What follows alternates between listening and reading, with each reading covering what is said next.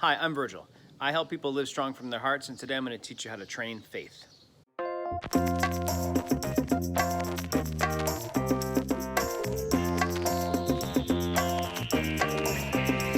So in this series, we've been exploring how the Apostle Paul discipled people at great distance, even in situations of lockdown, by anchoring their attention on Jesus, helping them make a vivid, meaningful, real connection with Jesus, and then guiding his audience's questions through the gospel to faith, hope, and love. We've already explored how to train hope and how to train love, and today we're going to talk about faith. In the New Testament, faith is not primarily a function of what you believe things about. It's a function of whom you trust. The word is pistis, and it refers to trust and loyalty to a person.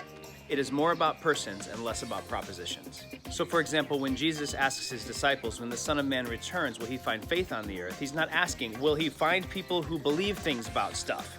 He's asking, will I find people who have remained loyal? Faith to Jesus is about trust and loyalty. Now that being said, it's truly important to believe correct things about people, to not be misled. However, if we're going to properly train faith, it will not be by getting what we believe right, but getting the vividness of our imagination accurately attached to the object of our trust and the object of our loyalty. One place we can see the Apostle Paul do this very clearly is in his second letter to Timothy. Timothy is undergoing persecution. He's in a situation that's leveling up his anxiety, leveling down his general set of feels. Paul is also writing from a persecuted situation in lockdown, and he says to him this: "Remember Jesus Christ, risen from the dead, descendant of David, as preached in my gospel." There's a lot going on there. So he says, remember Jesus Christ. He's anchoring Timothy's imagination to Jesus, the object of his faith and loyalty.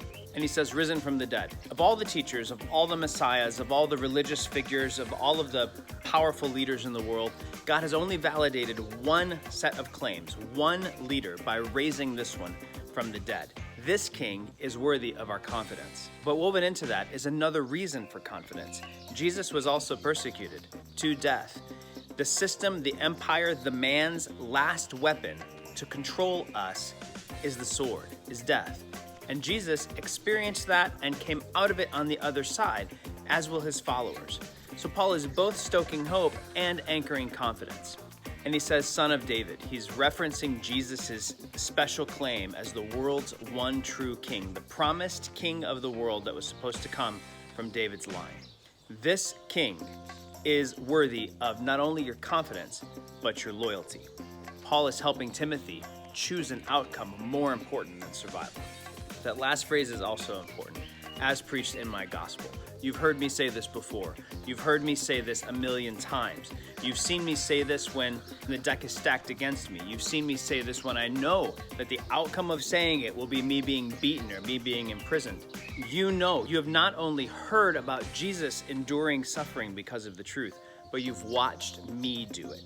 So Paul anchors Timothy's confidence in Jesus, but then he gives him a surrogate for this to bolster Timothy's ability to be vivid about Jesus. He gives him a second example. Now, like all things that are large and important and complex, and especially this one, which is a little bit ethereal and hard to get hands on, we have to break it down into its constituent pieces. But even more so than with hope and love, we have to be a little bit indirect about this. So let's think about it this way. When we are exercising faith, what we are really using is our imaginations. The opposite of the movement pattern of exercising our imaginations toward faith is exercising our imaginations toward fear. When we are afraid, it is because we are imagining an outcome that is unfavorable and we cannot help but get there. When we are operating in faith, we are imagining a process or an outcome that is good and beautiful. So the movement pattern here isn't believe harder, just screw your eyes shut and believe. Just believe, Billy.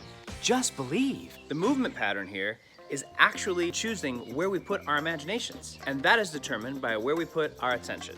So cultivating faith is a process of choosing where to put our attention with adequate frequency, duration, and intensity.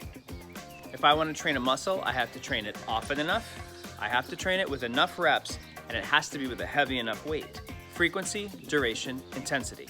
If I want to train faith, I have to train my attention on the object of my faith with adequate frequency, duration, and intensity. This is why the writer of Hebrews tells us to look to Jesus, the author and perfecter of our faith.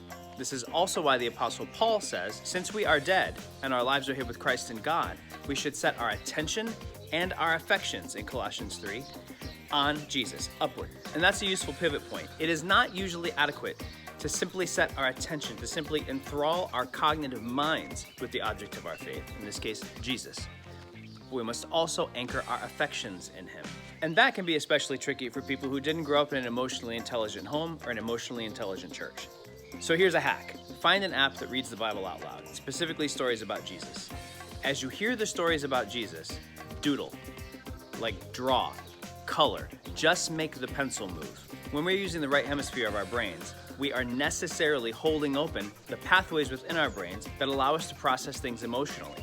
By doing this, you are allowing the scriptures to not only enter the cognitive portion of your brains, but the emotive portions of your brains. You are giving the scriptures an opportunity to draw your affections toward the object of the scriptures, the object of your faith. But this intentional use of our imagination is not brand new. It has been around for a very long time. A guy named Ignatius developed some spiritual exercises. The skinny on it is you read a gospel portion, a portion of one of the four gospels, a story, and you do it slowly and you imagine yourself as one of the characters. Which character do you choose? Why do you think you chose that one? Now, as you read yourself into the story, you are attempting to see the story from the inside. You're simply reading it in a way that allows more of your imagination to make more contact with more of the Jesus in the scriptures. This is why I like French press coffee. For 5 minutes, all my coffee is touching all my hot water before I push that plunger down and I get the taste. When we use the Ignatian spiritual exercises, all of the scriptures are in contact with all of our imaginations until we push the plunger down and we see what has Jesus given us today to strengthen our faith. Even more accessible is season 1 of The Chosen. I'm not being sponsored by The Chosen, but I would happily do it. This particular depiction of Jesus has done more for my heart and my family's heart than I think almost any other. And then one more example for the road, the Jesus Storybook Bible. For years, the Jesus Storybook Bible has been the most affectively engaging depiction of Jesus that I or people at my table have experienced. So to review, faith is pistis, and pistis is trust in and loyalty to a person, not to propositions. Although propositions are important, they are not the object of our faith. To train faith, we're really training our imaginations. To train our imaginations, we're choosing what to do with our attention and our affections. We're trying to get our attention and our affections anchored in Jesus with adequate frequency, duration, and intensity. To do that, we need to access the arts, we need to access our imagination's capability to put us in the story, and we need to get vivid depictions of Jesus before us frequently. As we do this, we will find our minds enlightened and our hearts enkindled, and we will find ourselves growing in faith. So drop a comment below and let us know, how do you set Jesus before your attention and your affections with adequate intensity, duration, and frequency that you can train your faith?